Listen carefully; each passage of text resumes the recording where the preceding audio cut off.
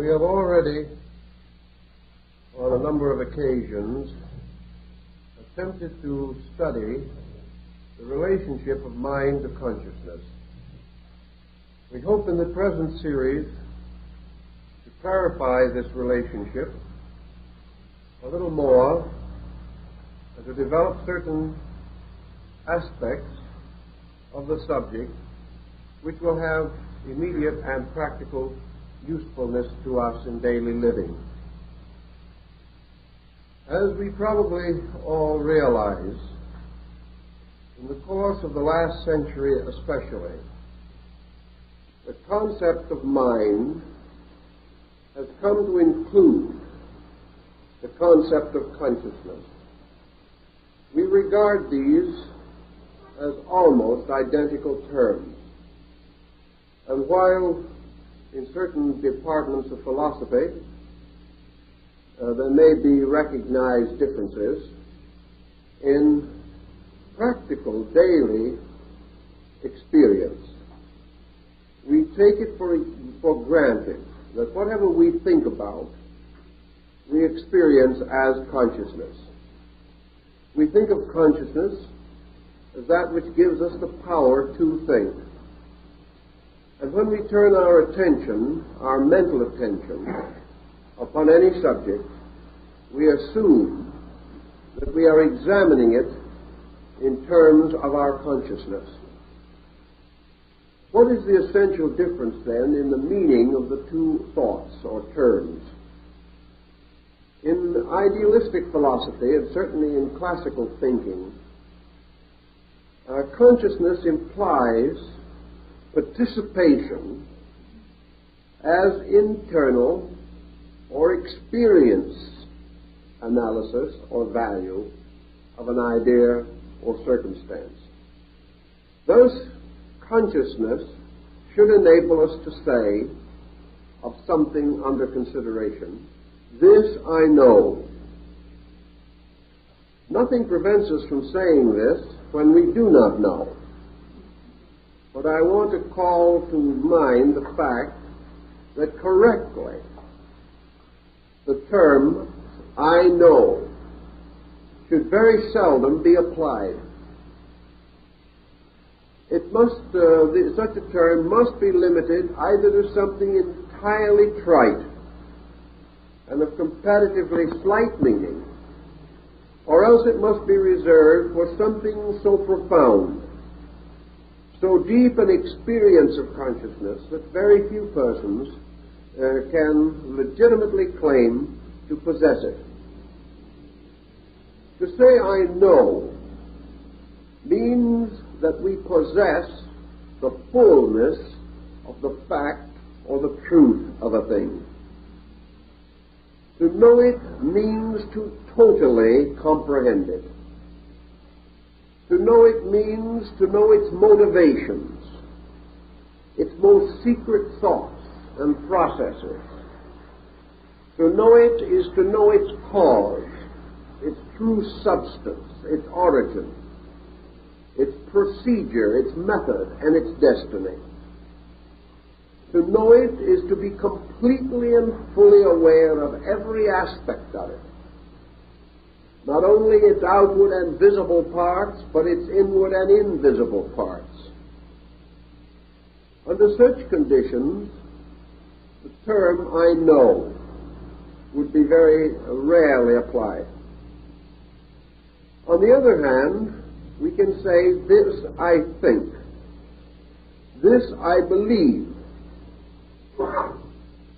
And thinking is a kind of defense of believing. We think about things, but we do not think with them.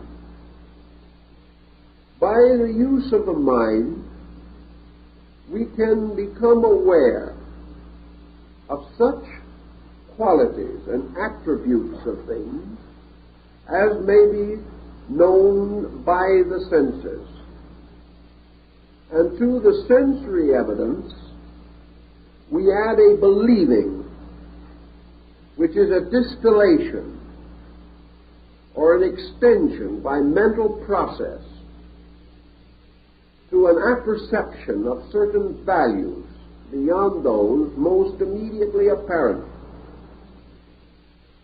Therefore, if we see with our sensory perception a man stepping off the corner of a street and walking toward the other side of the street, we then close our eyes so that we do not see him reach the other side of the street. We will still, however, by the extension of our sensory evidence, assume that he reaches the other side of the street and continue to visualize inwardly his advance toward what was obviously and evidently his original goal or purpose. Thus, by the mind, we not only see the visible parts of things, but we apprehend their probabilities.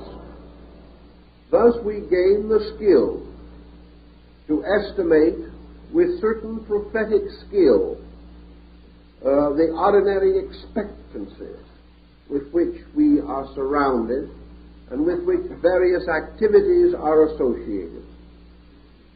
We may therefore say that by the mind we may perceive the structures of things, their actions and conducts. And we may also reason or rationalize upon the meanings of things which are visible, thus developing a morality, an ethics, or even a philosophy. These being the extensions of things obvious, and their motions and certain probabilities derived therefrom. All through this process, however, we realize that thought is dependent upon sensory testimony. It is very difficult for an individual to think about anything of which he has heard nothing, seen nothing, nor which he has contacted in any way. Thus it is difficult, if not impossible, for a person born blind to estimate the significance of color differences, or a person born deaf to estimate correctly tonal intervals. If, however, man has once possessed such faculties, but has lost them, memory, a mental power, comes to his assistance, and he may revisualize or revitalize such memories as are necessary to assist him to interpret incidents when some faculties have been disabled and can no longer testify. Substantially, however, the mind is built upon observation and upon reflections about things observed.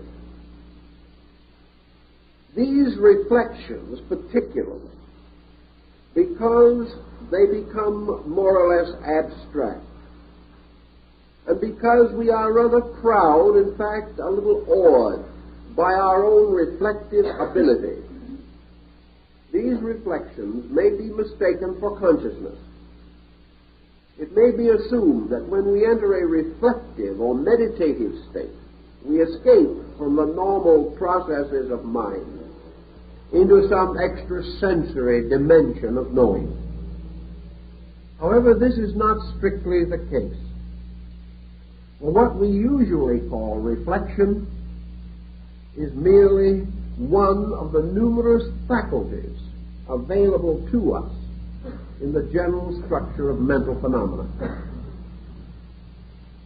As we are not yet able to adequately define the boundaries of mental activity, as we are not able to determine correctly what part of life is entirely mental and what part is without mind, if such a part exists, we are unable to clearly differentiate between the various sensory reflexes, nor can we be sure whether our mental activity is arising from thoughtfulness, or from prejudice, or from opinion, or from a variety of secondary sources.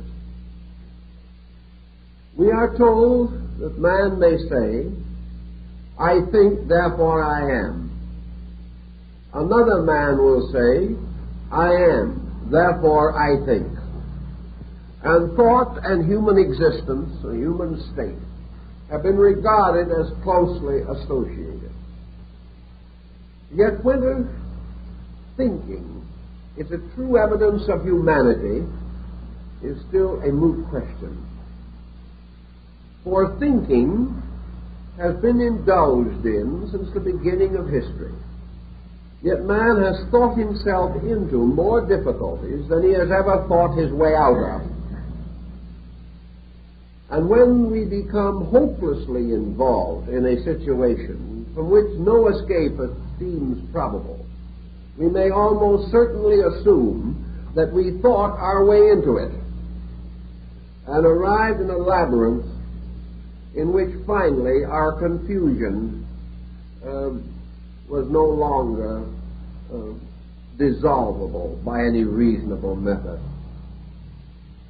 Then let us try to figure out how we shall determine the quality of mental activity. Each person can make a simple test for himself. You can sit down very quietly and say to yourself, "I will now try to have an original thought." And after a little time of really great industry, we may come up with something that sort of impresses us that way. We can perhaps arrive at some adage or some phrase, some neatly turned statement that, so far as we know, is not copied from anyone else. It probably is, because the Chinese observed long ago that there was nothing new under the sun, and that things haven't changed much since then. We may, however, convince ourselves that we have been able to do something original. If we really feel this, then we should more carefully analyze. Have we really had an original thought? Or have we rationally extended a previous pattern of thinking? Usually this is the case. Thus, in the patent office in Washington, there are thousands of patents which state themselves to be new and useful improvements upon something, for one patent that claims to be an original idea. In fact, it becomes a very difficult problem even in the patent office to determine originality. And it is usually considered sufficient, so I am told, to say that originality relating to a patent is the presentation of an application not already covered by a patent. It is assumed that it is original if someone else has not already patented it. This, of course, is an obvious error. For most ideas arise from the extension of thinking from something already familiar toward a new or improved application of that principle. Psychologically, there are two sources of ideas which can arise in the mind and may seem to have an originality in them. One of these sources is nature itself, nature entirely separate from human achievement. For all human achievement has arisen as the result of man's reflection upon nature. The second source is man's own nature, particularly his body and its structure. For hundreds and thousands of devices which we now consider indispensable and for which we give great credit to early discoverers are merely adaptations of functions and processes of the human body, adapted to some external usage. And we have discovered that there is a kind of analogy moving through nature. And because it was necessary for man, as a metropolitan being, to have a certain circulation and a certain great function of excretion, the study of this in man and its application to social structure resulted in the development of the great sewers and aqueducts of Rome. They were based directly upon the processes of the human body.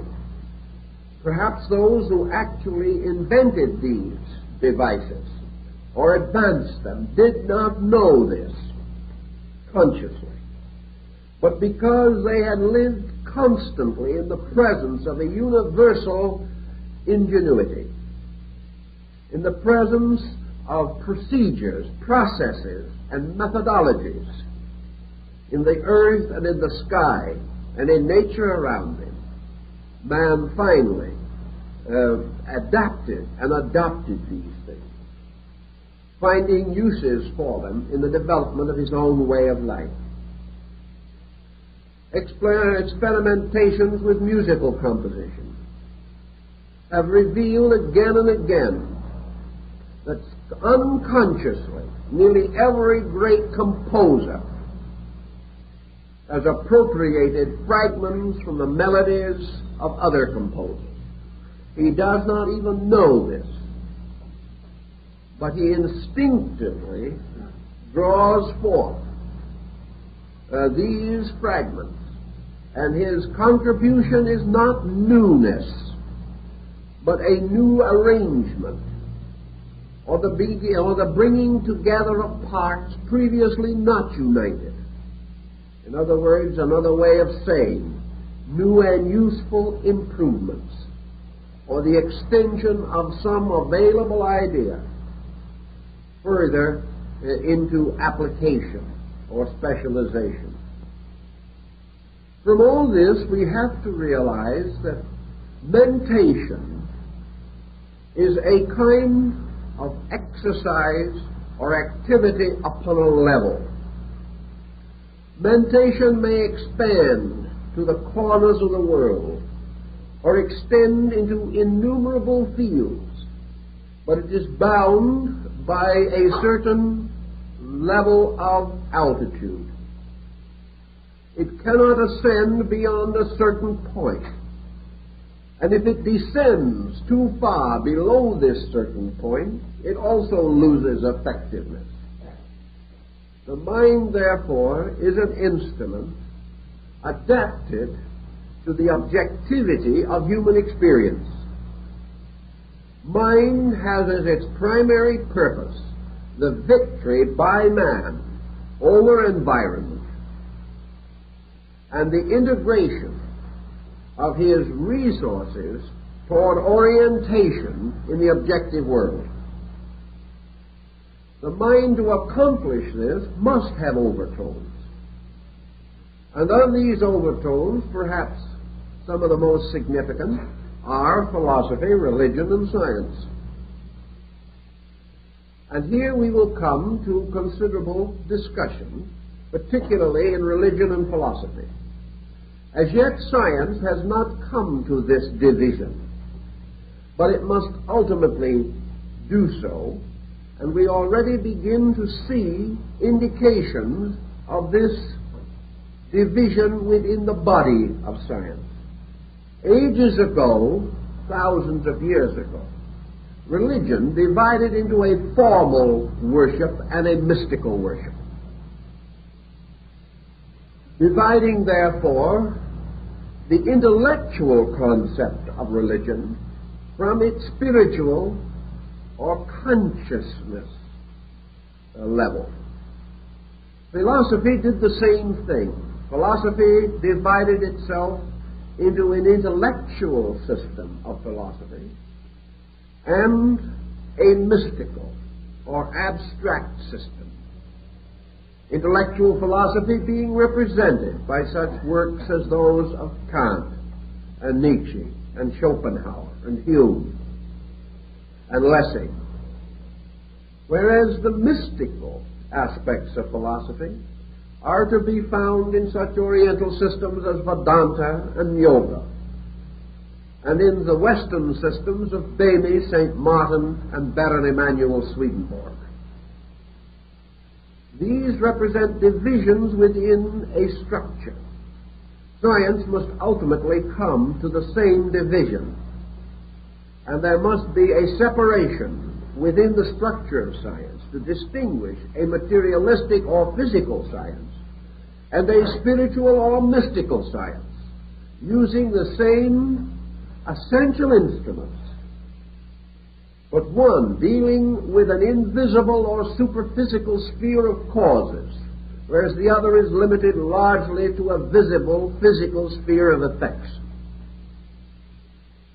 This is because the inner life of man ultimately divides between an intellectual and a mystical approach to the substance of knowing. Nearly all intellectualists are ultimately disillusioned. They plead the same sad story as Omar the tent maker, who engaged in great argument of this and that, but always came out by the same door wherein he went. The intellectual comes ultimately to the realization that the mind can go only a certain distance. From this, the individual tries to spread his wings by speculation and press the mind beyond the reason or beyond the fact towards the hoped-for truth. In a little time, however, this speculative instinct passes out of sober control, for as landmarks are lost, similarities and familiarities are left behind. The mind gradually ceases to have a functioning power of its own. Deprived of all cooperation from the sensory and reflective parts of itself, the mind ultimately goes to sleep. It has no possibility of escaping into consciousness or departing from the world of phenomena to which it belongs, by which it was generated, and concerning which it is completely absorbed and dedicated. Buddha points this out very clearly, for he makes the mind to be a production of sensory reflex. That it is not the mind that makes man see the world, but it is the world which makes man have a mind to see with. And all of our sensory reflexes are totally dependent upon objectivity for their own existence. If there was nothing to see, the faculties of sight would fail. If there was nothing to hear, the faculties of hearing would fail. But there is a very interesting thing, a problem that has long been debated. The old story is, would there be any noise if there was no one to hear it? We may say definitely that if man did not hear sound, he would dwell in silence. Therefore, silence arises either from the end of outward sound or the termination of inward hearing. Either can produce the same result. According to the Buddhist concept, therefore, the ear and the thing heard are in indispensable relationships with each other. And hearing or sound is the product of their union. And if either be removed, the product is destroyed.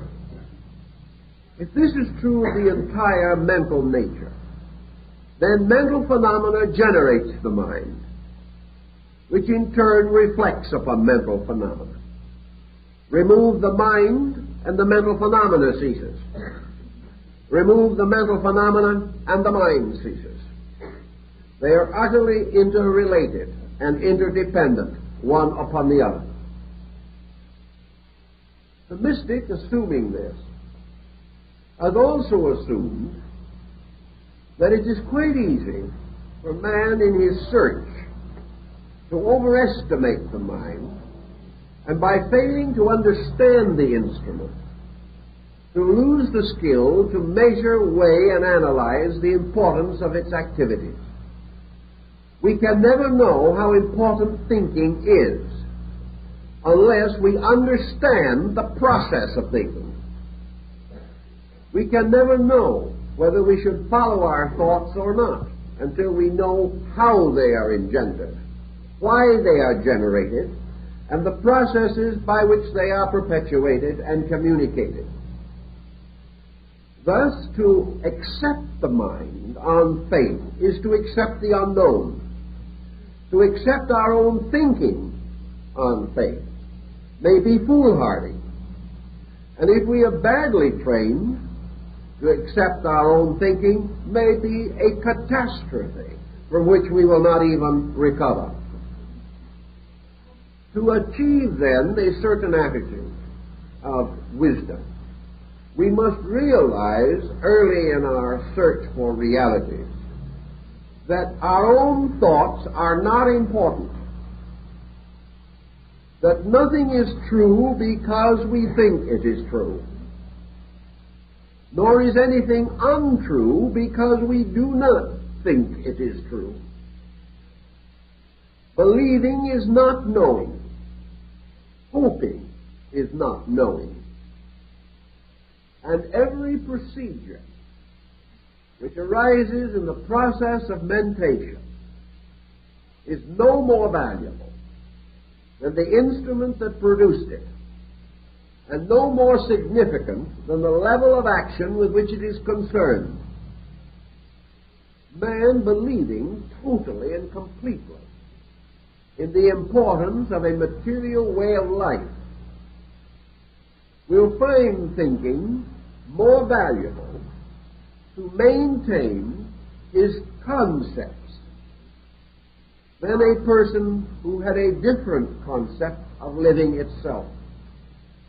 We live objectively in a world where thought and scheme and plot and plan are vital to our success.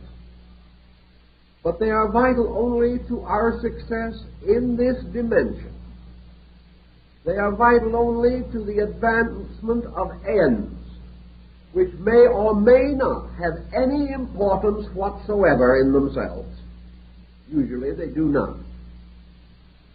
But they are important because our own mind has told us that they are. And it is a brave man indeed who questions the profound thinking of himself. If, therefore, we wish to practically examine our own problem, we must realize that we have lived always upon surfaces. This does not mean that we are content to do so. I saw some articles recently, a study of brain structure, which pointed out that man at the present time uses less than 20% of his potential brain surface for processes of mentation. Also, it is noted that most of the thinking of man is now done on the surface areas of the brain. Whereas it has been also pointed out that there is much reason to believe that it is possible to stimulate the thought processes in the dense areas of the brain. This may mean an interesting analogy. Man's surface thinking with the surface of his brain. The hope that sometime his thinking will deepen as he uses the depth parts of his own thinking equipment. In any event, we do think on surfaces. And whenever we become involved with a problem that requires grave thoughtfulness or decision or value, we're usually in trouble. We do, however, have an advantage which in some ways compensates for numerous liabilities. I've heard this advantage advanced on many occasions. An individual did a very bad job of thinking, but instead of being ashamed of it, he said, well, there's one thing, the other fellow didn't do any better. Now, one of the things that saves us at the moment is that others are not doing it much better. It is not how well we are doing things, but that in the competitive procedure of living, our friends and associates and even our enemies are just about as inept at thinking as we are. Therefore, if we have one stray thought just a little better than theirs, we are on the way to victory. There is the old Spanish proverb, in the world of the blind, a one-eyed man is king. And in a world of those who think but little, even those who think badly have some advantages. Altogether, what saves us is our common stupidity. If the world, as Emerson points out, really let loose even a thinker, everything would be at hazard. However, presuming that the world did let loose the thinker, what would the answer be? All he could really do would be to organize the objective structures of things. He might produce a highly perfected and highly skilled blueprint for human conduct. But with all of this, he would probably be in the same position that man has always been in. Namely, he would require an army and a police force to enforce his own improvements. Because working with others who also think, he will find that every thought causes a reaction of antagonism from others. And as long as thinking is always on a level, and this level is objective, we are not going to have the integrities necessary to cause any problem to come to a proper and permanent solution. We're simply caught in the immaturity of our own perspective. Somewhere in this pattern of things, the so-called mental level of the normal person of today is in the interval between childhood and adolescence. The motion picture industry has said that the average member of an audience is 12 years old mentally.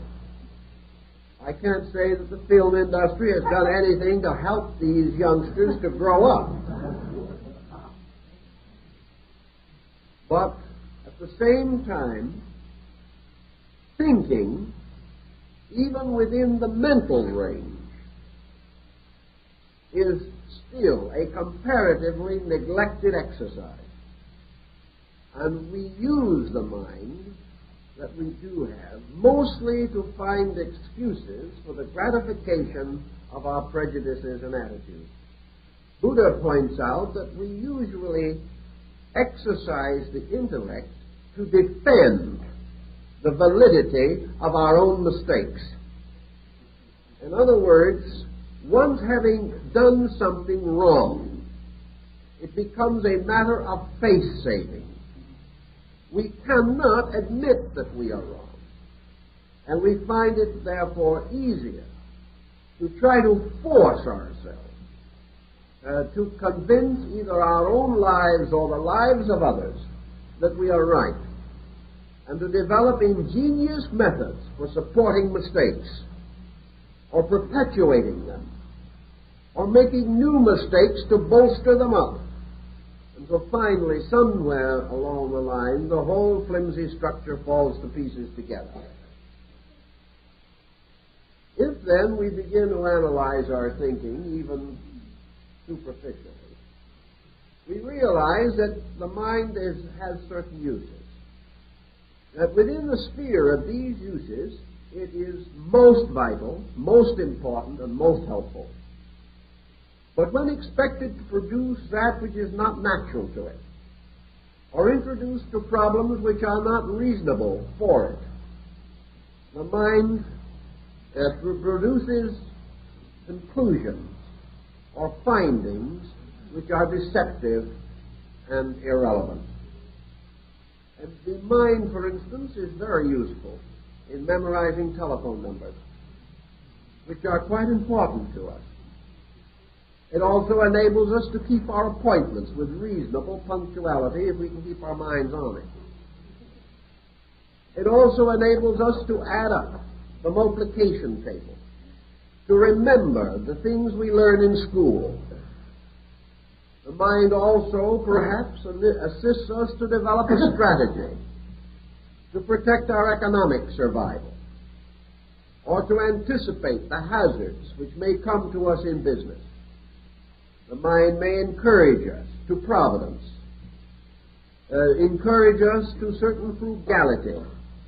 It will also open to us another kind of memory, the memory of our race, and that is tradition. It will enable us to profit from the mistakes of the past, if we so desire. It will enable us to remember or memorize efficient methods which have come down to us as skills in trades or professions. Also, the mind will enable us, perhaps, through a series of symptoms, to diagnose an ailment with some degree of success. Although from the same group of symptoms, 20 doctors may come to 20 conclusions, all different. These conclusions, therefore, indicate that the doctor, with the same symptoms to consider, is an equation in his own diagnosis. And because of the specializations of his own mind, or the attitudes to which he is addicted, he colors even his ability to interpret a series of simple landmarks. Everywhere, therefore, we do observe that the mind colors, and that in almost every procedure we find the mind, to a measure, over-anxious to please us, desirous of coming to that conclusion which we expect or demand, attempting to prove what we want to prove, and to disprove what we do not want to prove. If we wish to regard a person as unpleasant, the mind will assist us in every way to ferret out every undesirable characteristic of that individual. If, on the other hand, we have a natural affinity to that person, the mind will then set to work resolutely and obscure every defect in them. It is as though the mind was a kind of yes man, always arriving at the conclusion we demand of it. And to the degree that we do demand, the mind will be dishonest in our favor. And as this is what we wanted in the first place, we consider the mind admirable in every way and practically infallible, simply because it arrives at the conclusion that we desire. It also has another wonderful ability to forget. And when the conclusion proves to be wrong, the mind is able to escape all blame by transferring the injury to someone else or to some other time and some other place, and the individual just proven wrong will immediately start out on a new course of infallibles, never pausing to make any correction in the instrument resulting in the mistake. Thus the mind has an advantage that very few other persons or other qualities of life enjoy. The mind is the only instrument that we have which passes judgment on itself, therefore can always be found in an admirable state. We have no way of examining the mind except by the mind. So when we say to the mind, "Are you all right?" the mind will certainly say yes. Or if we say to the mind, "I do not like what you are doing," the mind will say, "Neither do I." It will always please us, it will always gratify us, and it will always lead us into further trouble. This in contradistinction to the general idea that we have that the mind is a noble leader of our living, that it has something resembling the qualities of a Cato or a Cicero, that it is fair and honorable, a mighty judge among judges, and that it sits aloof from all things, judging righteous judgment.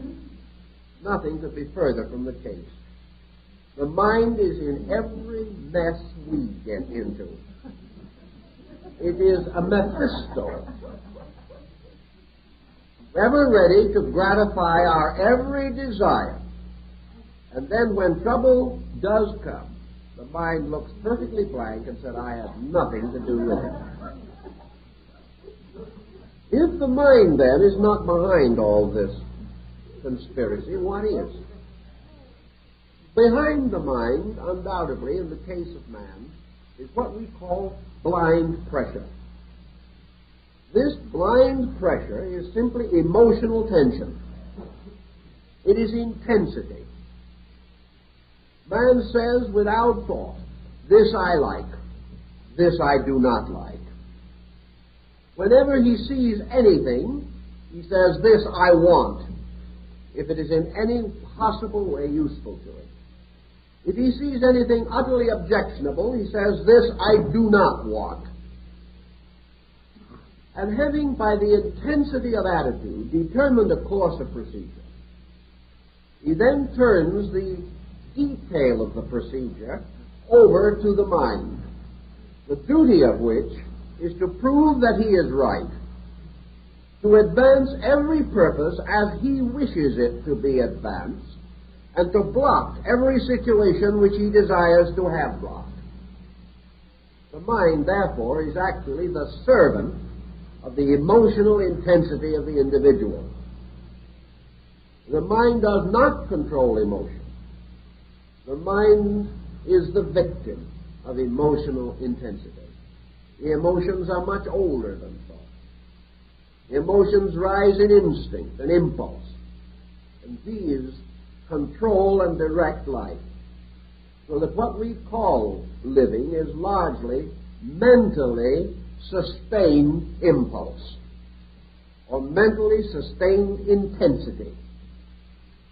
And by means of the mind, we try to find various ways of accomplishing our emotional purposes.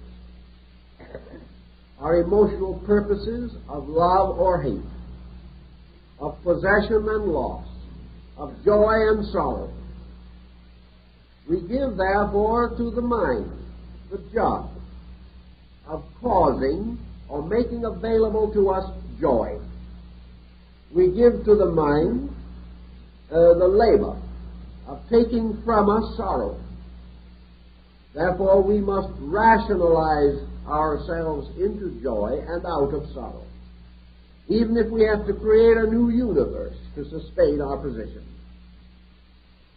Actually, when it's all said and done, it is very hard to determine and to decide how best mind can be directed to its natural ends.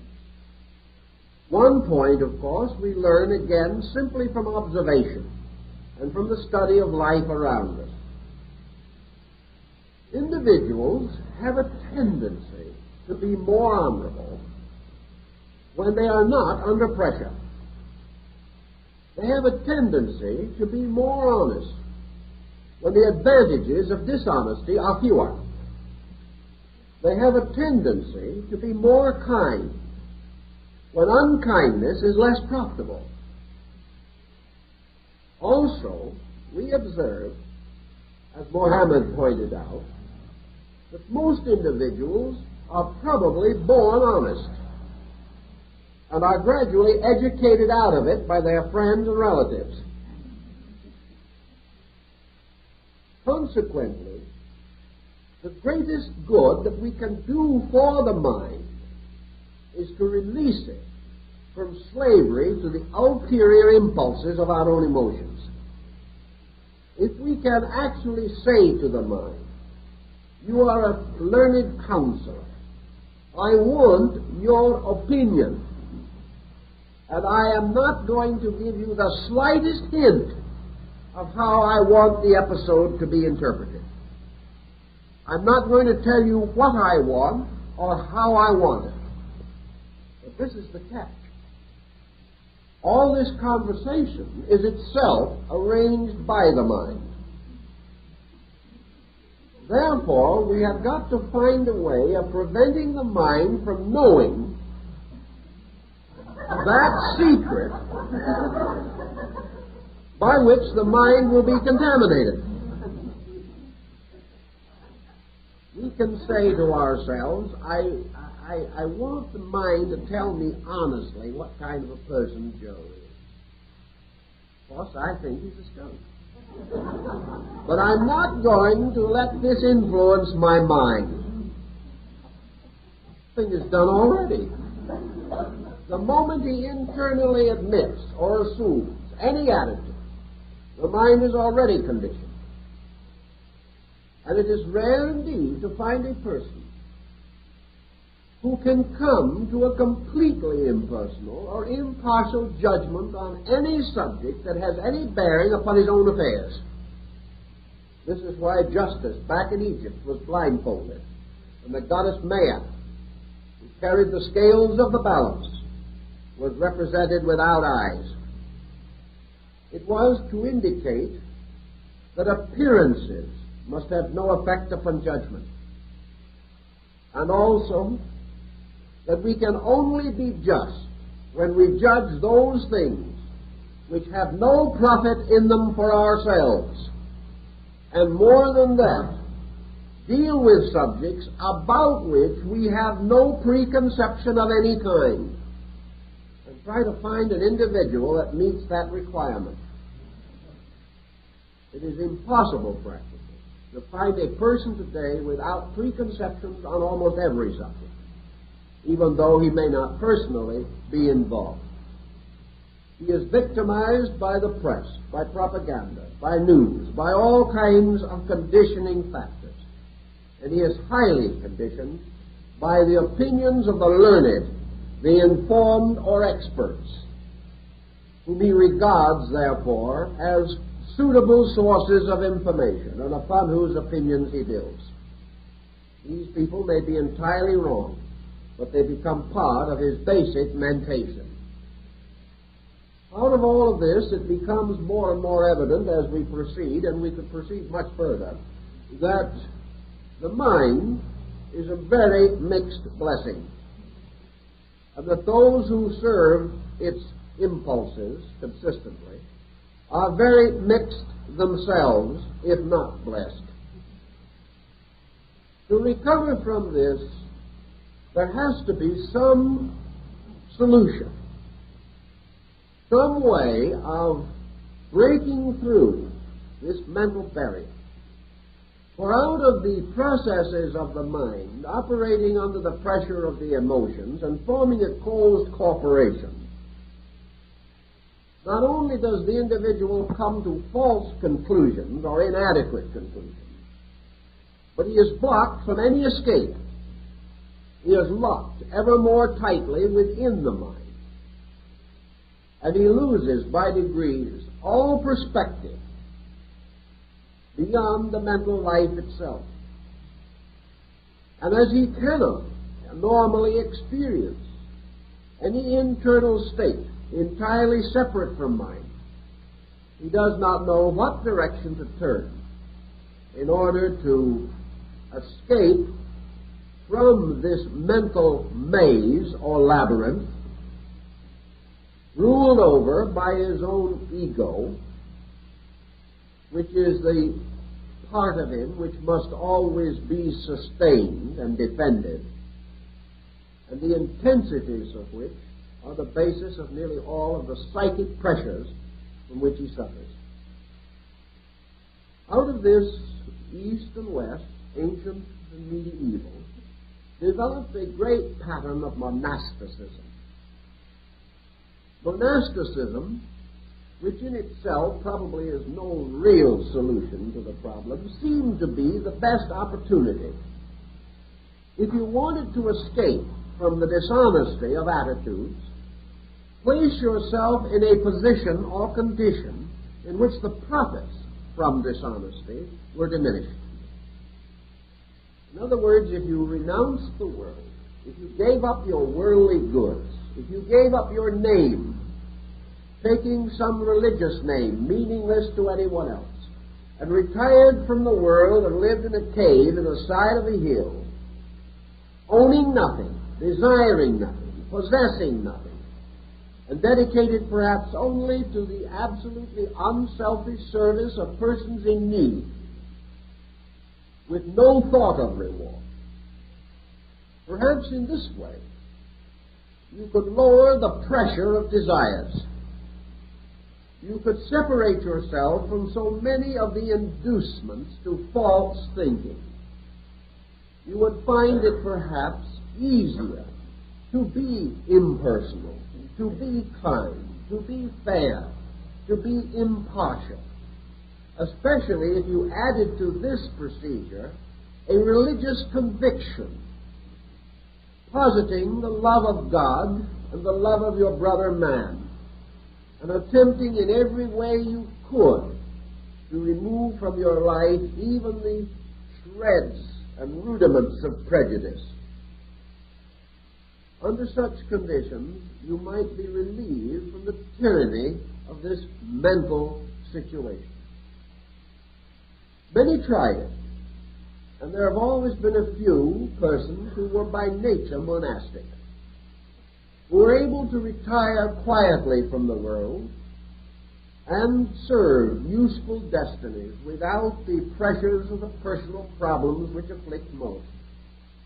On the other hand, this same escape toward monasticism produced a frightful harvest of neurotics, individuals whose intensities rose through frustration, and who tried very hard to be better than they were, and as a result destroyed their sanities and made possible some of the most mutilating episodes in the religious history of mankind. So here again, there was no proof of a way out. But there was a principle involved, namely that honesty of thinking is in some way related to honesty of motives. That the individual who really and honestly wanted to be honest and had this desire basic within himself, had certain advantages and could depend upon his mind to serve him more effectively than it would serve persons with lesser standards of integrity.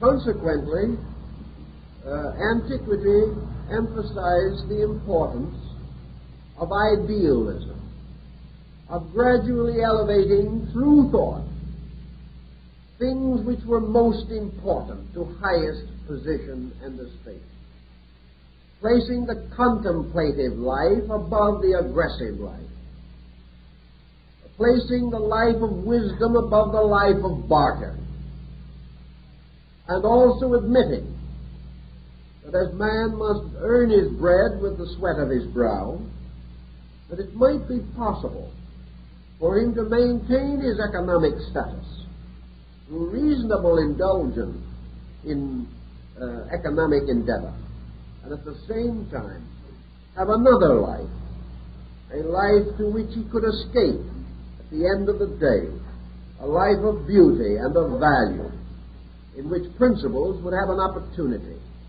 to be strong against the pressures of prejudice. The division, therefore, of the life of man into an ideal inner life was regarded as useful, inasmuch as it prevented the complete obscuration of ideals. It gave the person interior anchorage against the storms and tumults of the outer life.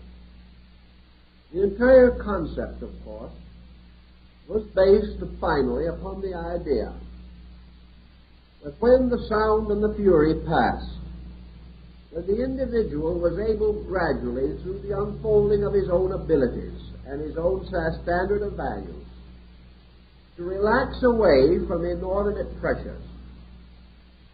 He could gradually come to the state in which he would allow his mind to be honest. And each person can do this to some degree.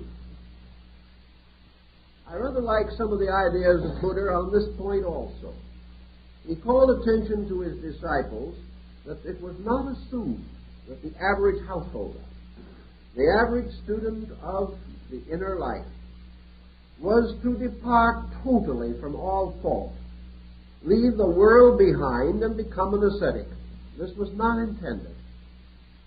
This was only for those who had some strange karmic destiny that pressed them on to this, and also only for those for whom the way opened, so that this could be accomplished without evil to others, neglect to responsibilities, or by setting an example detrimental to the character of others.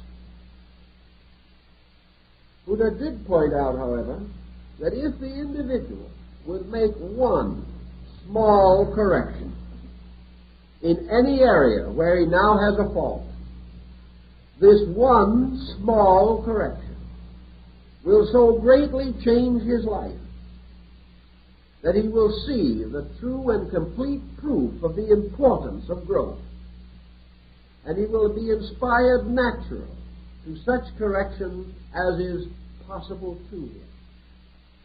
The improvement of living comes not from merely contemplating perfection, but from the immediate achievement of some one small particular good thing, which in itself causes a general release of life from limitation or restriction.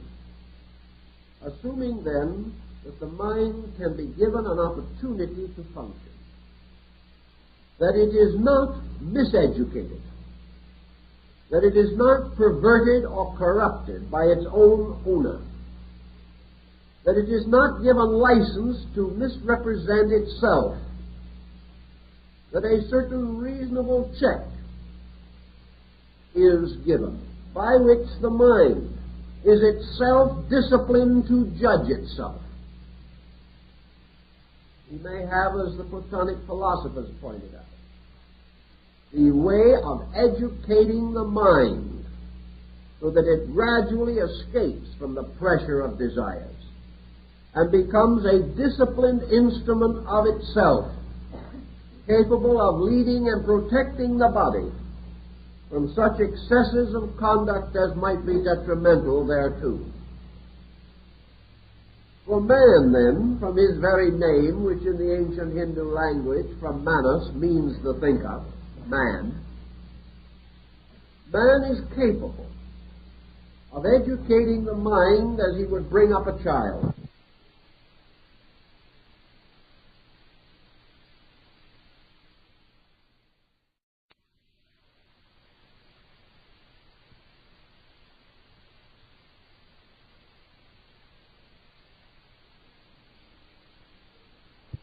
Until this mind finally becomes the simple instrument of humanity, by means of which man solves those problems which are essentially the problems of man. That he solves the mystery of health, of education, of labor, of policy, correcting crime and corruption, overcoming war and attaining peace. Therefore, that the mind is capable of correcting those ills which arise from the mind or from emotional tyranny over the mind. And by so correcting these ills, bringing man into a truly mental state, which is a state of order. Thus, a mind-directed society, if it is honorably directed, will be a smoothly running society. But the mind so disciplined into order becomes in itself a kind of restraint upon itself. And there is nothing that is less attractive to our contemplation than an intellectual world, a world run in an orderly way by a mental genius, acting as a superintendent over conduct, and perhaps even reaching the point in which its control is so great that man even loses the instinct to rebel against his own mind. This would produce the perfect archetypal intellectualist, the individual completely intellectually sufficient. But no one wants to be that person, because, for one thing, something glamorous and beautiful is lost. Man really is almost like the Arab of the Arabian Nights. He would rather live glamorously than securely. He would rather have a dramatic existence with tragedy than a mediocre, monotonous one with perfect security. When it comes to actual living, man wishes glamour and drama. Now, this wish also has a place in his total makeup. His emotional life, like his mental life, has demands. The demand of emotion is for beauty, for color, for drama. The redeemed, enlightened, or directed emotions must therefore have in them no longer hurtfulness, but a tremendous intensity of satisfaction through the contemplation of their own most worthy instincts and impulses. The great musician, the great artist, is as important, if not more important, than the perfect intellectual. Now, the emotional life of man, coming into conflict with the mental, even on a very high level, we have two completely separate qualities. Qualities which on the level of thought and emotion do not and cannot comprehend each other. Mind can never experience emotion, and emotion can never experience thought. Man has a mysterious ability to experience the compound, but this is because there are dimensions within his nature which are not completely restricted by either mentation or emotion.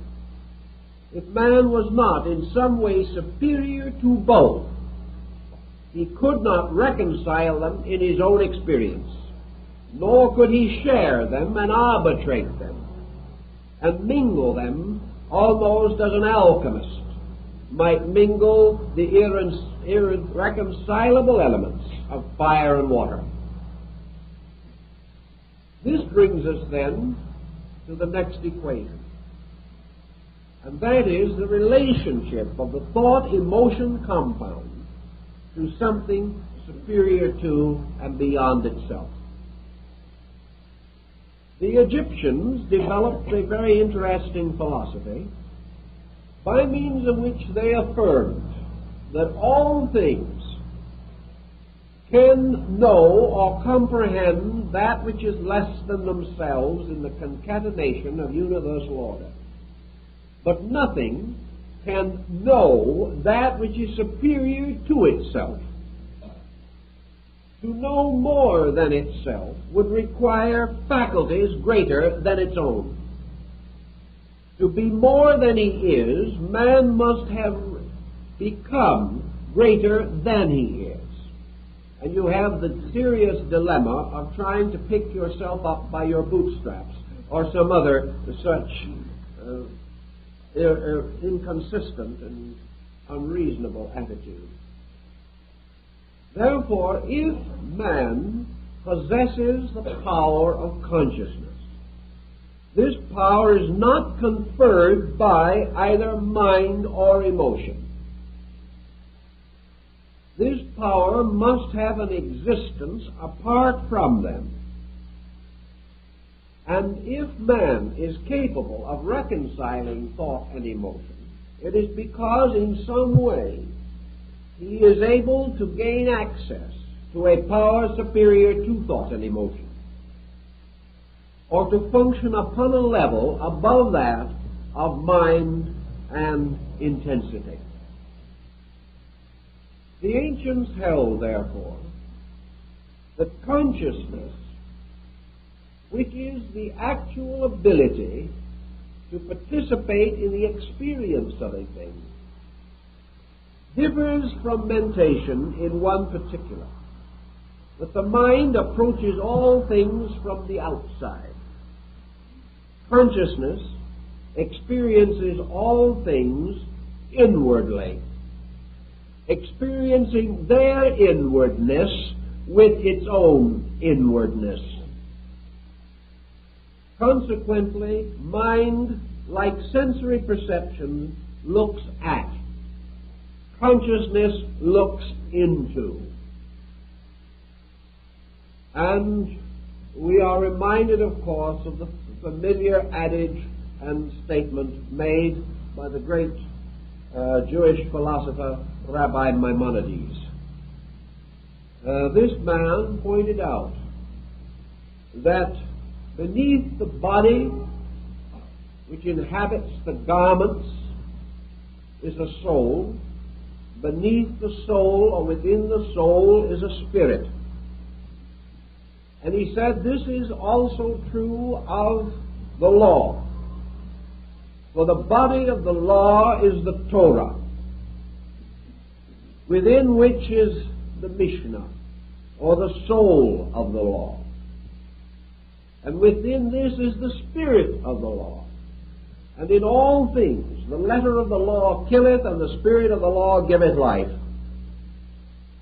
Therefore all things known inwardly become radiant or filled with light. All things known only outwardly are known by their appearances, their shapes, and the shells which conceal their true natures. Mind can intellectually recognize the existence of a life within bodies, but it cannot experience this. Emotions may feel or believe in the life within a body, but emotion of itself, untransformed and unregenerated, cannot experience this.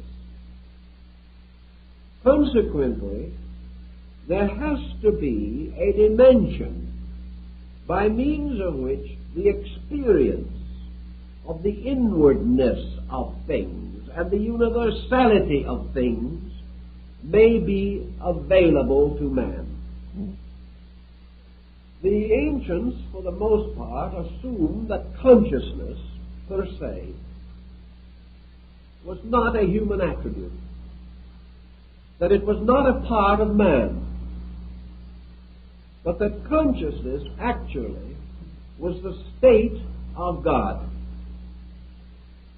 That what we call the divine nature differs from all lesser natures, inasmuch as the divine nature is the knower. and subsists and exists according to the nature of being, having an essential substance and having an eternal awareness of this essential substance. It does not necessarily follow that universal consciousness is aware of its own consciousness. Rather, we must assume that universal consciousness is an existing state, a kind of sea or ocean of life. That this consciousness pervades all things. That it is known only to itself, if at all. And that no other type of mentation or emotional cognizance can be directly aware of it except by judgment or rational extension. Thus the mind, as in the present moment while we are discussing together, is capable of assuming the existence of consciousness. It is capable also of fashioning an intellectual definition of consciousness. It is furthermore capable of rationalizing the absolute necessity for consciousness as the common substance and denominator of lesser states, the reconciler of all opposites, and a state of unity or totality without which the universe itself could not endure.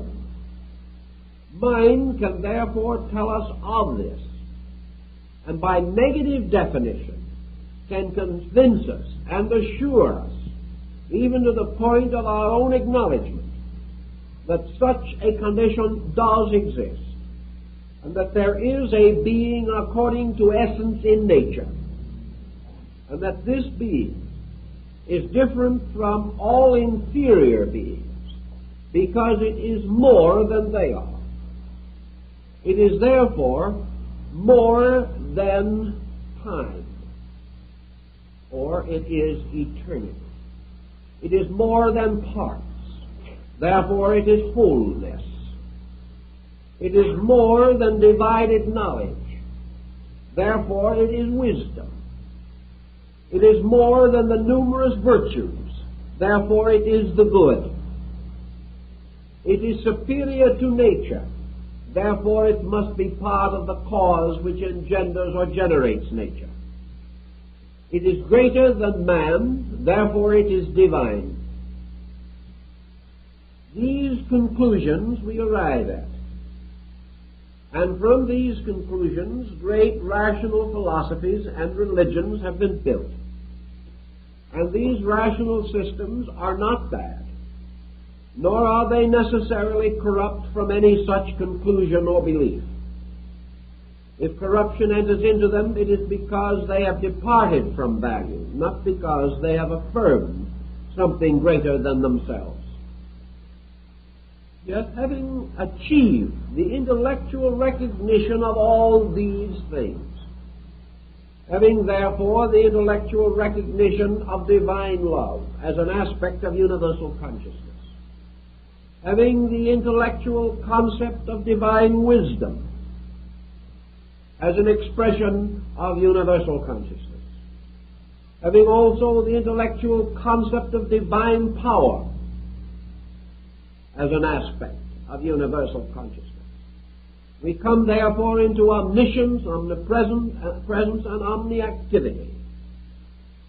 And we also conceive that our ultimate allegiance is to this universal and supreme good, which our intellect seeks to embrace, and which our senses generate, clothing, however, always in the simpler terms of familiar things, so that we actually must use comparatively commonplace expressions, and in inwardly reflecting upon these great matters, we use trite symbols which are utterly inadequate. Recognizing all this, we can then perhaps understand the difference between consciousness and thought. For thought gives us the power to recognize all these good things. Yet it does not give us a sharing in them. It does not cause these good things to awaken immediately within us. Nor does this thought fill us with such inevitable and ever-present admiration that we immediately depart from all else and strive after this sovereignty of good. Thus, believing in universal love, we continue to hate our neighbors. Believing in universal peace, we continue to precipitate wars. Believing in universal tolerance, we are still subject to religious and racial intolerances. Believing in the value of all spiritual matters over material considerations, we still desperately strive after material ends at the expense of conscience and character. This is because we can think about good, but this thinking does not give us the living experience of good by which it becomes more important than any other consideration, and by which it is made to exercise an irresistible force upon our conduct. The only answer then is that in order to be moved dynamically from a common and ordinary procedure to an uncommon and unordinary one, there has to be some kind of an impact. This impact for man must be an extraordinary circumstance. And such an extraordinary circumstance is usually an experience of consciousness arising from catastrophe, from crisis, or from some tremendous revolution within the temperament of the individual. The moment that an experience of consciousness takes the place of a mental concept, the individual becomes identical with his objective. He does not contemplate it, he is it. He is not given any longer the privilege of deciding which is better. For in the experience of the best, all else becomes unimportant. Consequently, our deepest philosophies have always impelled man to search for the experience of consciousness by means of which a totality or a synthesis takes the place of a fragmentary knowledge or an analytical approach to truth. Consciousness, by the very experience which man has occasionally been able to record concerning it, is not something of particulars. Consciousness does not fill up the deficiencies of reason, nor does it necessarily bestow skill where aptitudes have not been properly cultivated. For the most part, consciousness is an impact of total value. And this impact is such that it can vitalize or sustain almost any kind of particular effort. We have no way of knowing whether what is termed the mystical experience differs with different types of persons. We wonder if the experience which comes to a scientist is different from that which comes to a monk in the desert. Is the mystical experience thereby conditioned to the intellectual background of the person receiving it? This seems doubtful for the reason that this experience is nearly always conferred under conditions which all classes of society have in common. For example, the businessman with the dying child has something in common with the prince of the realm with a dying child, or a savage in the jungle with a dying child. It is this common tragedy that unlocks something in the individual which is a common denominator of conscious experience. It is not so much the particular attainments of the individual that seem to lure him toward the mystical consciousness experience.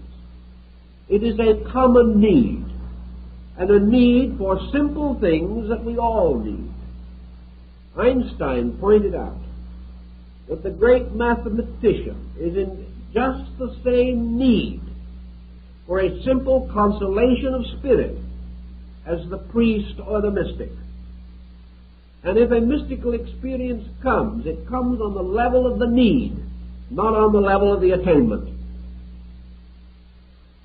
It is therefore the common sorrow of man, the common stress of existence, the common hunger of hearts and souls that appears to be the thing that opens the door of conscious experience as distinguished from mental endeavor. For in most instances, this experience does not come until the possibility of mental satisfaction or condolence has been exhausted. It only comes when the individual can no longer find solace, either in thought or in reason, but breaking down into the simplest parts of his humanity, strives after that which is the common consolation with all that lives.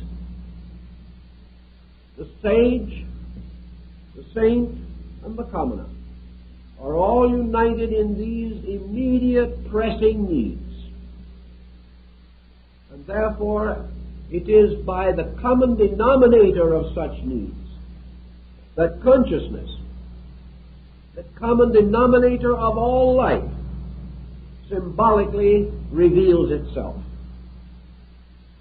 Thus, in consciousness, there is the bestowal of a certain kind of certainty.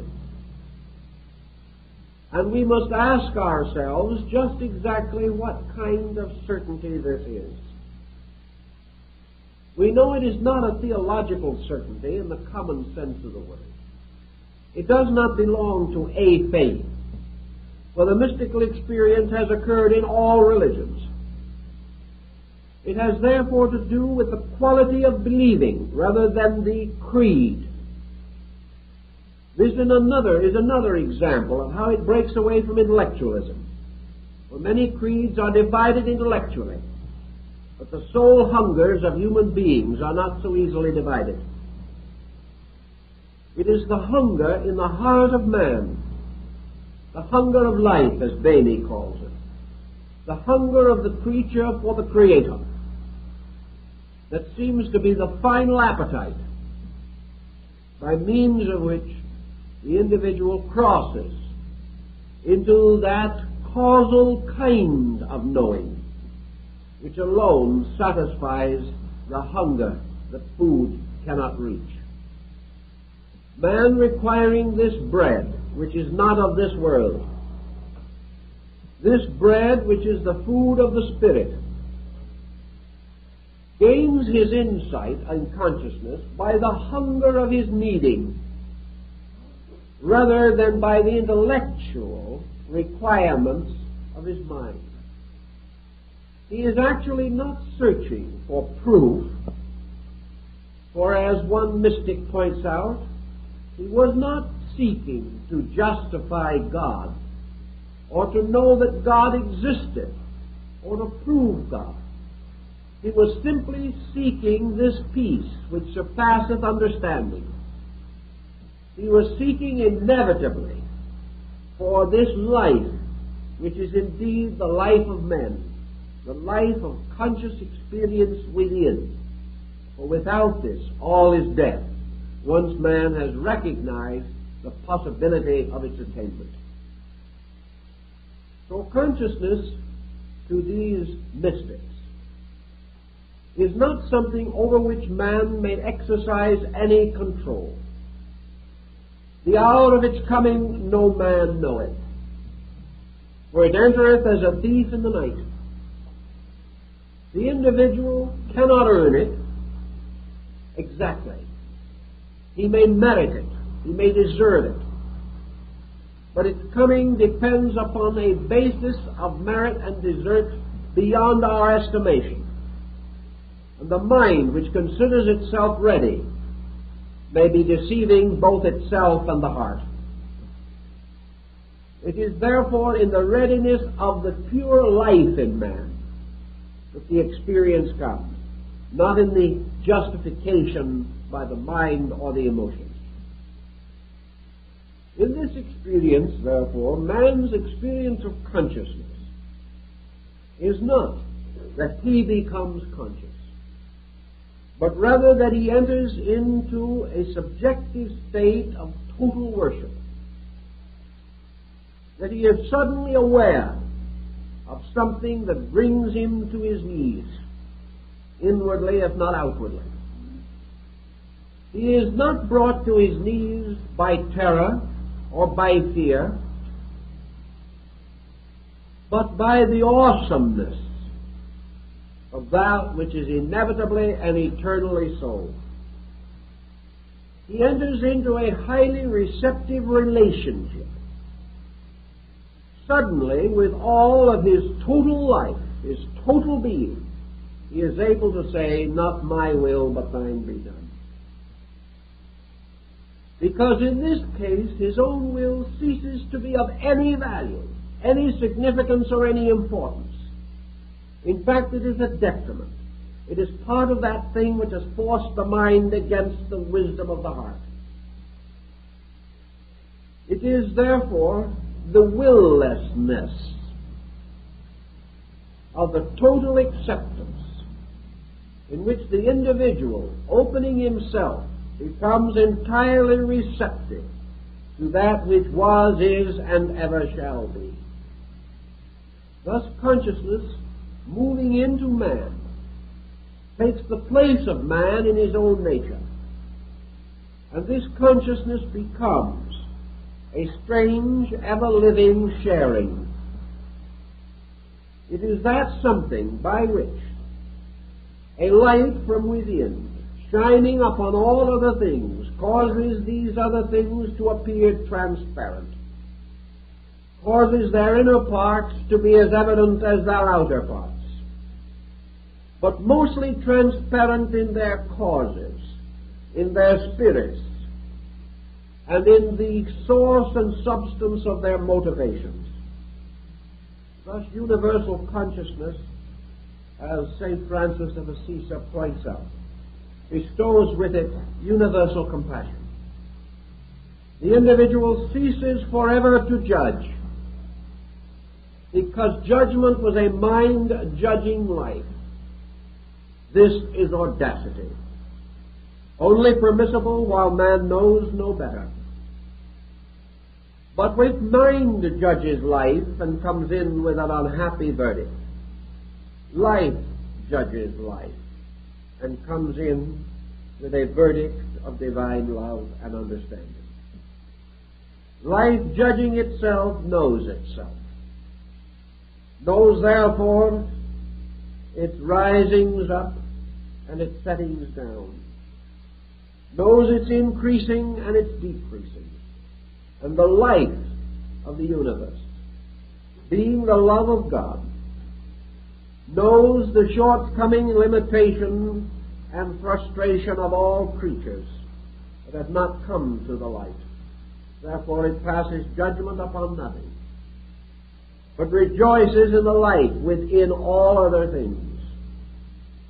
And moving toward consciousness, moves towards a unity in which there is no longer diversity and no longer mine or thine. Thus, in the mystical experience, all desire to pass judgment is lost, and the individual has this momentary flash of eternity, as described by Bamey as the lightning flash, which suddenly and instantly illumines all things, then passes, leaving a darkness. But that darkness can never forget the light. And that which is seen in the moment of light forever destroys man's fear of darkness. For in a moment he has seen what is in the darkness, and he has seen that it is good. And in this goodness is the end of all his fearing. Plotinus declares that on only a few occasions was he lifted up into the blessed experience of his God. But in those moments he was as God. And being as God, he became as father, mother, child. He became parent and friend. He became leader and lover, all in one. And in the moments that followed these experiences, when life closed in again upon the mundane pattern of things, Plotinus said that these moments of eternity sustain the soul throughout the whole mystery of time. Once this experience has occurred, a man has the knowing and can say of inward things, "These I know." Against such an one, the shocks and arrows of outrageous fortune have no power or strength.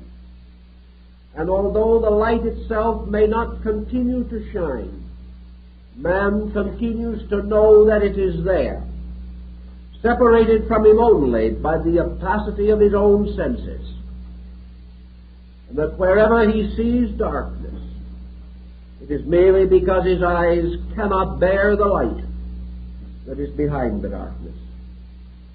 Thus in these experiences comes to man the courage or the strength to sustain him through the numerous vicissitudes in which material things close once more around him. But in these moments he has experienced the fact of consciousness. More than this, he has experienced the fact of immortality. He has experienced the fact of God, of totality. And for a few seconds he has been filled with that infinite love of life and love of God, which cannot be known on the sensory or emotional levels of man's external existence. Therefore, in those moments, his world is placed in order, in such an order that it can never again be shaken from that order. And in this, the opinions of others become meaningless. For his internal faith or knowing, this man may be persecuted and martyred, but he cannot be touched, because he lives in an inward, absolute participation in the fact of divinity. This, then, may be regarded as a negative definition, such as we are capable of fashioning out of the limited materials of ourselves, of this thing which we term consciousness. For consciousness is this wonderful power to actually be the other person, or to be the otherness of God in them. To come to this end, there are certain things that we naturally must attempt to do. All felicity must be deserved by man, for this universe is a merit system.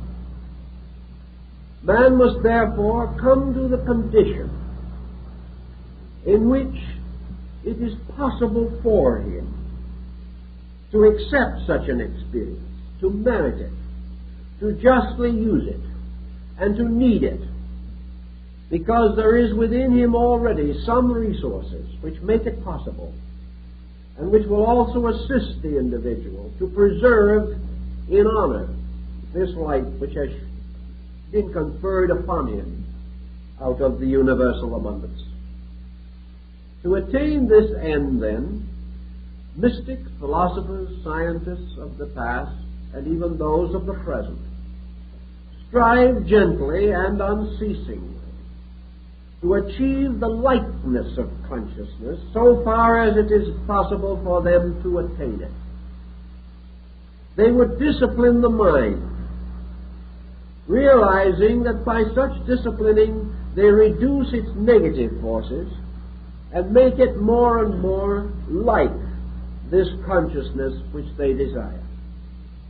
They feel, these mystics, that if their own natures become like a sanctuary, like a holy and sacred place, a garden of silence in a world of sounds, that if they prepare the temple according to the law, the living God will come and dwell in it. Thus, by purification, redemption of self, regeneration, dedication, and the serious, sincere, and honorable desire to self-improvement, man begins the slow but inevitable journey which will lead him through the mental life into the consciousness which is behind it. He must use first those faculties first available to him. But it is important in all of his philosophizing to recognize that aggressiveness, while it may seem a virtue in this world, is no virtue in terms of consciousness. On the other hand, weakness or negation is not a virtue. That in some way, in order to attain his divinity, man must suspend his humanity. He must in some way end this tyranny of mortality, not only in his body but in his mind. In some strange way, the mystical experience revitalizes or renews the body of man and gives him greater insight and courage. It also renews his entire life in faith, giving him the skill to serve others more effectively because he is less selfish. Perhaps the one thing that the mystical experience tells us more than anything else is that it is the ultimate of spiritual revelation, and that as the ultimate of spiritual revelation, it cannot be communicated. From this we should learn that in our effort to communicate, we may, if we are not careful, overdo to the degree that we overemphasize in others the importance of communication. Certainly, everyone who wishes to know certain things must be exposed to them, must have some idea about them. Aquinas was problemed with the question, what can a teacher teach? And he answers it in a moderate way, namely that the teacher can teach the individual certain basic principles which will cause that individual to desire to grow of himself and by his own effort. But consciousness cannot be conferred. It must arise within the psychic, spiritual life of the individual. Various inducements may assist man to live the life that will make the experience of consciousness likely. But motivation and every other factor must be correct. Therefore, I think we can say that indoctrination for purposes of the development of consciousness will generally prove ineffective. It is far more important that the individual attempt to cultivate vital experience within himself. And vital experience in this case is the dawning awareness through receptivity. On a practical level, then, it would seem important to follow the doctrines or the ideas of Lao Tzu, or perhaps certain of the teachings of Zen, in the search for the intensification of the experience factor. One reason why we experience so little is because we do not even permit the full penetration of our mental faculties into the things that we are doing. From the standpoint, therefore, of the vitalization of our lives, the ancients invented or devised the concept of contemplation, by means of which we devote or dedicate our attention to something with the desire, the simple and natural desire to know and understand that thing better. Always recognizing that a relaxed receptivity to the messages of things cannot but result in increasing sensitivity within ourselves.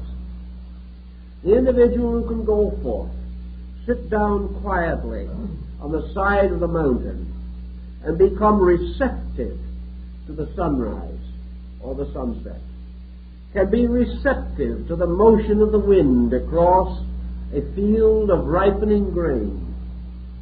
Perhaps such receptivity enabled Vincent van Gogh to place a strange and luminous color into this field of grain, a color which other men did not see, but a color which Van Gogh, perhaps in his madness, was able to capture on canvas. But certainly, this motion of life in the air in the wheat field can be experienced. It can move in upon man. It can move in with the song of the bird and the evidence of life. It can come to us through the eyes of those we know and love. It can come in the simple voice and song of children. It can come in the sound of the great cathedral bell. It may come to us in every phase and experience of life if we learn to sit quietly and accept into ourselves the messages of things.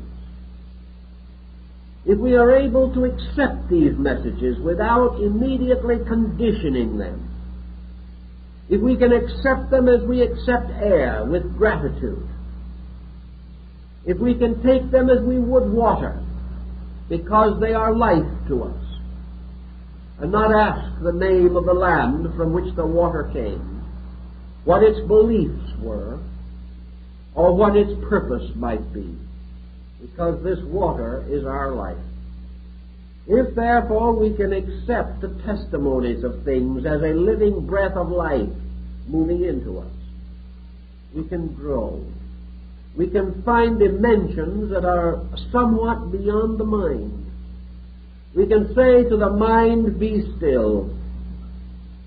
And in this stillness we can accept the simple impact of life, the direct experience of living upon living. And through such experience, a new dimension comes to us, the contemplative dimension of receptivity. Perhaps the mind is still functioning, but it is doing so in a hallowed way. It is simply acting as a messenger. Through the sensory perceptions, it is telling us what we are seeing. It is not interpreting, because our will and our purpose and our ego and our desires for the moment rest in sleep. And it is the sleeping of self-purpose that leads to the revelation of divine purpose. In these simple things, by learning to thoroughly examine, we begin to appreciate. For appreciation comes always in the footsteps of thoughtfulness. Things first disliked or neglected, when thoughtfully considered, create in us admiration and respect. The more we understand the workings of the universe, as these workings are revealed to us in living things, the more we appreciate both the universe and the cause thereof. Appreciation, then, is a way of sharing. It is not really consciousness, but it is on the threshold of consciousness. For appreciation is a warming of ourselves, an opening up and a going forth in rejoicing to the sharing in some happy thought, pleasant contemplation, constructive reflection about things around us. If we are able thus to detach ourselves into this aloofness from personal desire and sentiment, there is no knowing, as Lao Tzu revealed, but that in some moment thus detached, we shall suddenly sense the opening of a universal consciousness. We shall suddenly be picked up into this universal mystery of total awareness, total knowing, absolute certainty and validity, about which now we can only have words, and these not too effectively. I think psychology must someday recognize this dimension also. That what lies at the root of our need is this need of common consciousness or experience, to be gained only by the overcoming of separateness, as the dividing of our lives from all other lives. All things that are separate must die. All things that are united have a part in eternity, which is a state of union. Consequently, as long as we fight for individuality, we fight for death. We fight for aloneness, isolation, suffering. And we set up situations in which we will have grief and pain and sorrow. Nature allows this because out of grieving, out of pain, out of sorrow must come the incentives to overcome these things. For without such incentives, man might never even desire the truth, or might certainly never have the courage to place the search for it above every other consideration. But psychology must also realize that behind the mental phenomena of the individual is the universal phenomena of life itself. Mind as we know it is the shadow, the negative pole of consciousness. And the positive pole itself is locked in its own mystery. And whereas man must use the mind to think with, he must ultimately come to the point in which the mind must sacrifice itself for his salvation. This mind is like the ancient patriarch Moses, who was permitted to gaze upon the promised land. But because he had sinned against the laws of God, he was not permitted to enter into Canaan. And this right was withheld from him and bestowed upon Joshua the son of Nun, who led the children of Israel to the land of milk and honey. Moses is the mind, which from the lonely height of Moab may contemplate the blessedness of truth, but may not enter in. That which can alone enter into this thing is the truth itself. Truth alone can know itself. Man cannot know this truth by any conscious action of his own will, but he can participate in it by simply permitting the Spirit in himself to have dominion over the rest. For this Spirit, of which he speaks and knows so little, is itself consciousness. It is an indivisible part of total experience. And because man participates in this spiritual fact, he can, by the stillness of his outer life, restore the luminosity of his internal. Thus reality arises in consciousness becoming aware of him, releasing itself into him. And in this consciousness, as Vivekananda points out, the great joy is that the individual no longer remains himself. Self-purpose ceases because it is meaningless in the beginning. The individual attains all by giving all, attains complete and perfect peace by becoming one with the infinite, and fulfills all desire by permitting universal desire to fulfill itself. through the faculties and powers which man has created. Thus, in the mystical experience, eternity takes control of man, his nerves, his muscles, his very body, takes control of his mind and his emotions. For the moment, man is eternity. And in that moment, there is impressed upon the fabric of his being a strange and indescribable experience. Later, this fabric cries out to give testimony to it. The mind seeks to explain. The emotions seek to interpret. But in their very explanation and interpretation, they defeat their own objective. For the only record is this strange impact upon the very substance of body itself. This strange, wonderful luminosity, which alone bears witness and which cannot be explained, except that the body is truly filled with light, a light which is itself filled with love and goodness. These experiences tell us something of a consciousness behind things. And when this consciousness takes hold, then perhaps the mind, among other servants, can bow down before it, and the mind, made divine by the life within it, may become a wonderful and useful instrument, may go forth to reveal the laws of eternity and the workings of time. Something like this happens in the case of the great composer. For the music which Schubert and Schumann heard within themselves, and which they record as having first realized as moving in the air about them, this music was captured by some dimension of consciousness. It was something that moved in upon them. They neither conjured it nor created it. They created a rapport with universal harmony and sound, and something out of their own psychic nature composed this strange harmony upon an instrument of universal tones.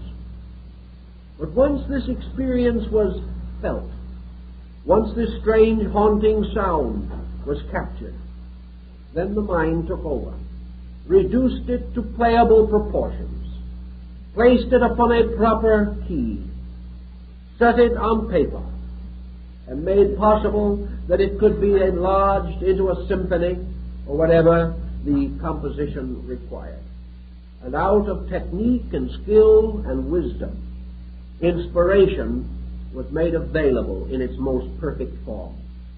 Thus the personality, the mind, and the emotions become the servants of divine purpose.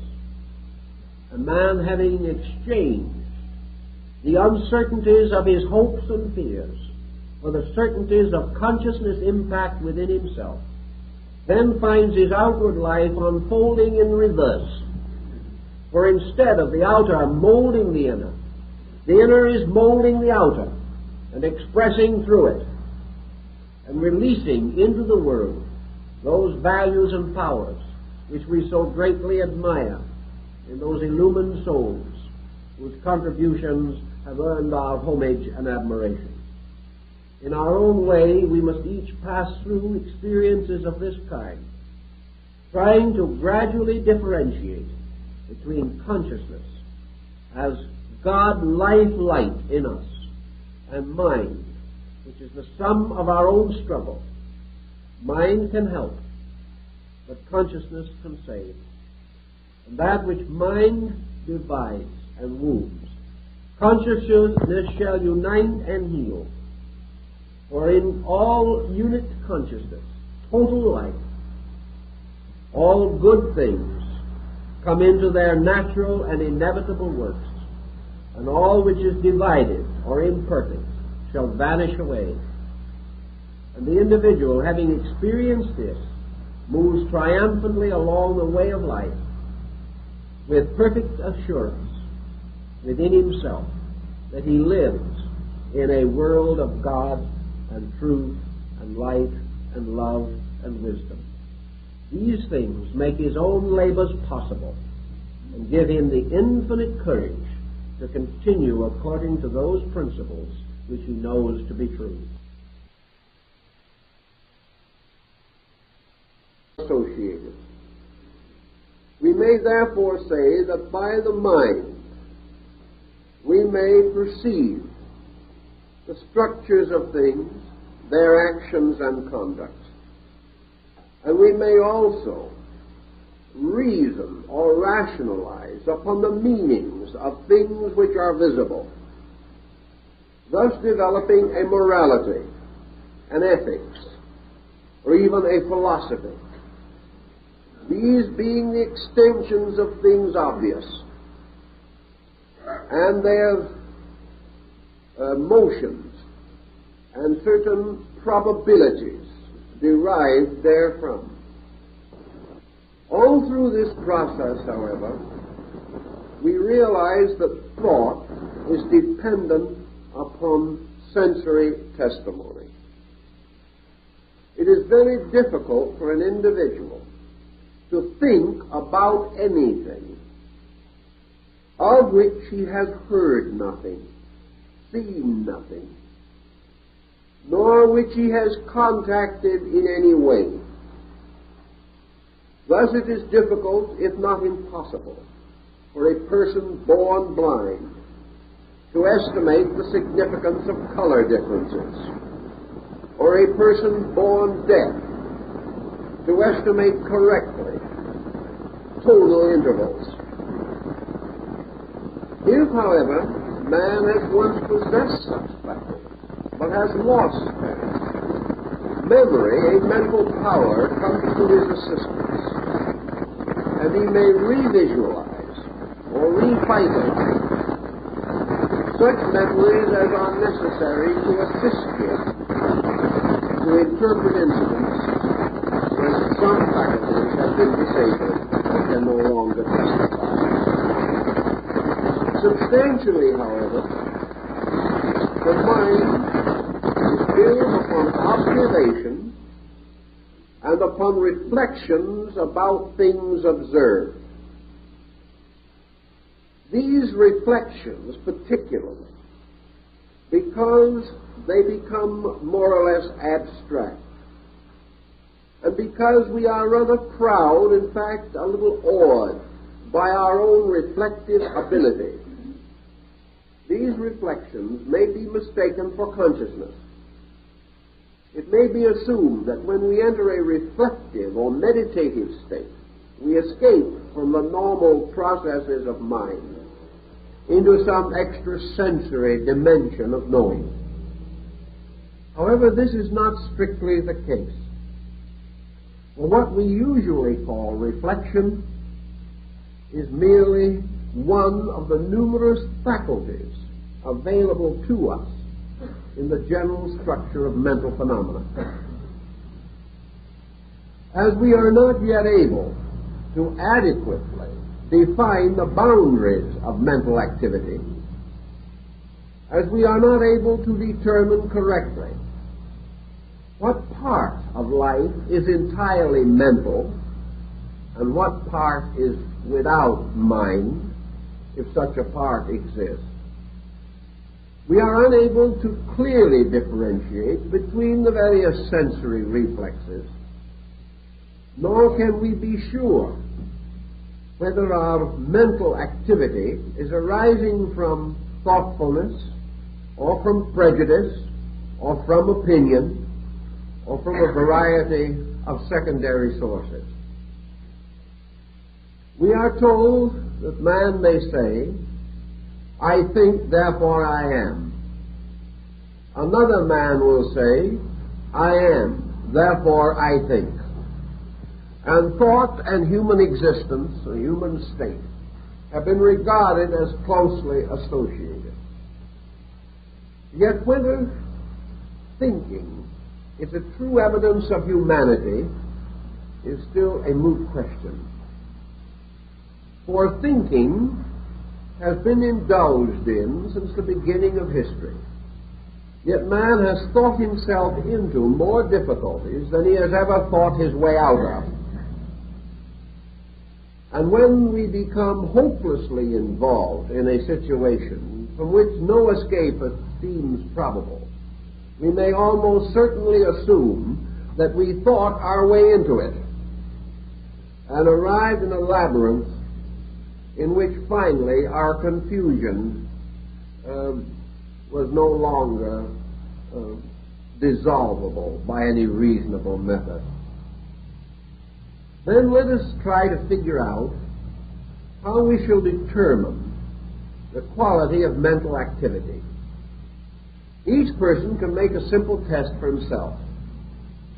You can sit down very quietly and say to yourself, I will now try to have an original thought. And after a little time of really great industry, we may come up with something that sort of impresses us that way. We can perhaps arrive at some adage or some phrase, some neatly turned statement that so far as we know is not copied from anyone else.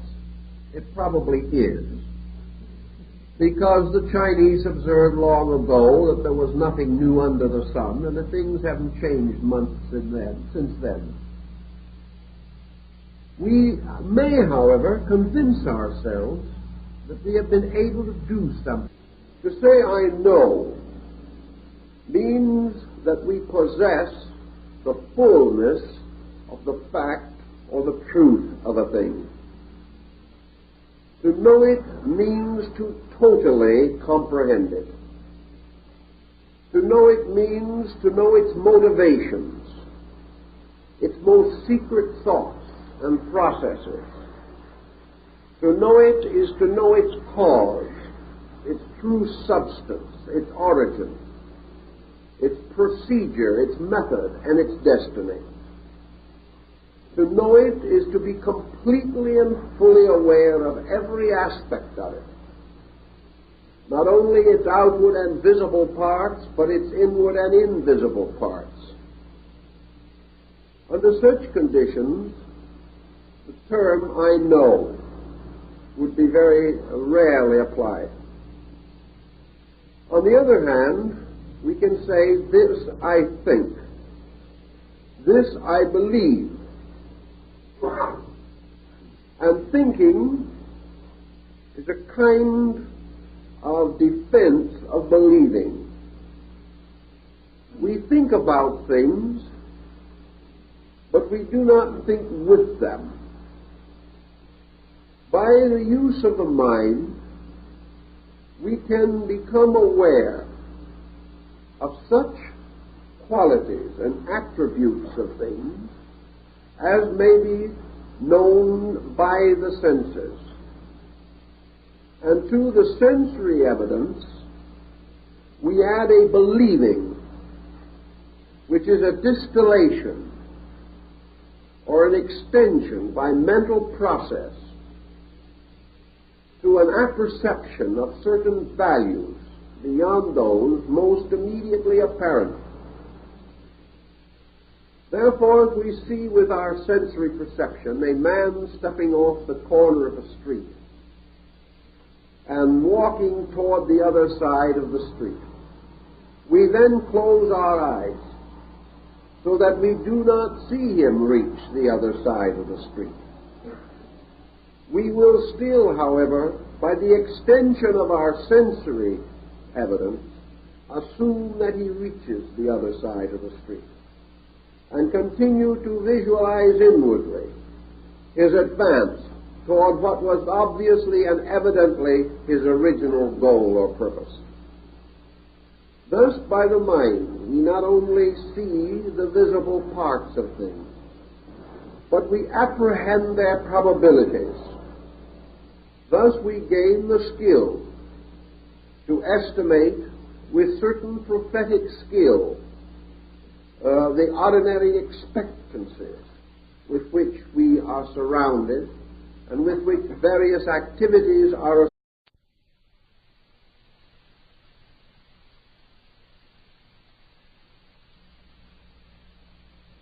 We have already, on a number of occasions, attempted to study the relationship of mind to consciousness. We hope in the present series to clarify this relationship a little more and to develop certain aspects of the subject which will have immediate and practical usefulness to us in daily living. As we probably all realize, in the course of the last century especially, the concept of mind has come to include the concept of consciousness. We regard these as almost identical terms. And while in certain departments of philosophy there may be recognized differences, in practical daily experience, we take it for granted that whatever we think about, we experience as consciousness. We think of consciousness as that which gives us the power to think. And when we turn our attention, our mental attention, upon any subject, we assume that we are examining it in terms of our consciousness. What is the essential difference, then, in the meaning of the two thoughts or terms? In idealistic philosophy, and certainly in classical thinking, consciousness implies participation as internal or experience analysis or value of an idea or circumstance. Thus, consciousness should enable us to say of something under consideration, "This I know." Nothing prevents us from saying this when we do not know. But I want to call to mind the fact that correctly the term "I know" should very seldom be applied. It must, such a term must be limited either to something entirely trite and of comparatively slight meaning, or else it must be reserved for something so profound, so deep an experience of consciousness that very few persons can legitimately claim to possess it. Thing original. If we really feel this, then we should more carefully analyze. Have we really had an original thought? Or have we rationally extended a previous pattern of thinking? Usually this is the case. Thus, in the patent office in Washington, there are thousands of patents which state themselves to be new and useful improvements upon something, for one patent that claims to be an original idea. In fact, it becomes a very difficult problem even in the patent office to determine originality. And it is usually considered sufficient, so I am told, to say that originality relating to a patent is the presentation of an application not already covered by a patent. It is assumed that it is original if someone else has not already patented it. This, of course, is an obvious error. For most ideas arise from the extension of thinking from something already familiar toward a new or improved application of that principle. Psychologically, there are two sources of ideas which can arise in the mind and may seem to have an originality in them.